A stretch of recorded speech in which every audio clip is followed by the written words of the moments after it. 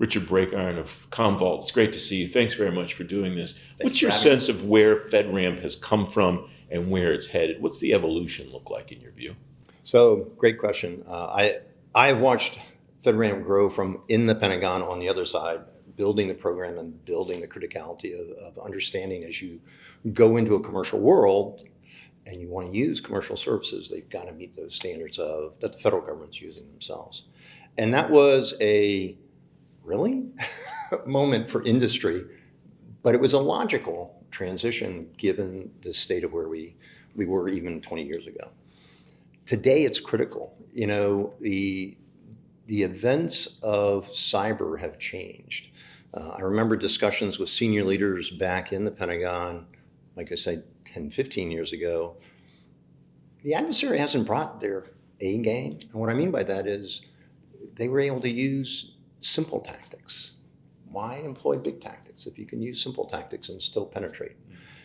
FedRAMP started to close down all the simple tactics. And now we're starting to see FedRAMP evolve and industry evolve, whereas FedRAMP low, FedRAMP moderate, we're like okay, let's go there. Mm-hmm. And now the entry price of admission is FedRAMP high and going up to FedRAMP high plus for other agencies.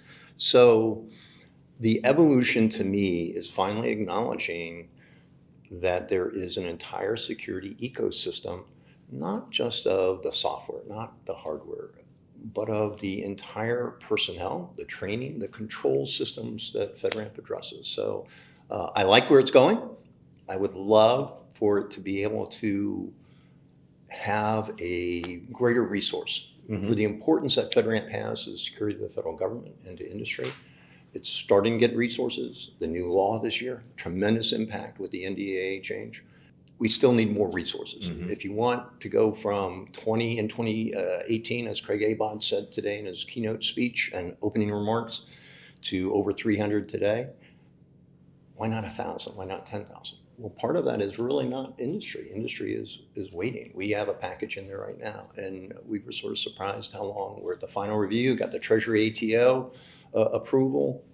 We sort of thought, Department of Treasury says it's okay. Mm-hmm. With an independent assessor that you all trained and assigned, it should be just but it's not.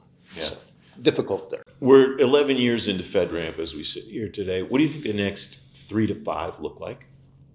I think the next 3 to 5, industry is finally willing to commit more because it is law now. They are seeing the value of security. And I know for Commvault, I'll share a little bit of our experience in internally bringing this to our senior leadership. Had a SaaS product deployed to commercial, Metallic, great success, year into this, and federal, you're not doing that right now. Without that certification, we're not going to get there. And so they invested. A lot was learned not only in the process for FedRAMP, there was a lot learned internally for Commvault on security too. And we adjusted to a common platform employing all the high standards that FedRAMP requires, because you're not going to run 2 different platforms, one for commercial and one for government. Right. And the realization of how we improved our stature at the security level, it's only going to get harder. The events of the day, you see a SolarWinds event and you go, wait a minute, how did this happen?